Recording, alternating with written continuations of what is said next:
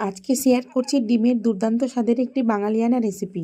তো তার জন্য ডিমগুলোকে আগে সেদ্ধ করে খোসা ছাড়িয়ে হাফ হাফ করে মাঝখান থেকে কেটে নেব।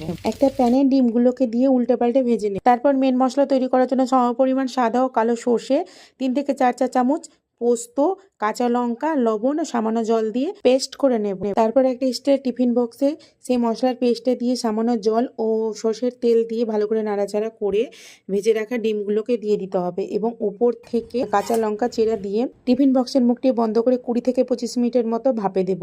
তারপর ঠান্ডা হওয়ার পর টিফিন বক্সের মুখটি খুলে আর কি গরম গরম ভাতের সাথে পরিবেশন করুন ডিম ভাপা। রেসিপিটি গরম সাদা ভাতের সাথে খেতে অপূর্ব লাগে। একবার এভাবে ট্রাই করে অবশ্যই দেখুন বাড়িতে। ভিডিওটি দেখার জন্য অসংখ্য ধন্যবাদ সবাইকে।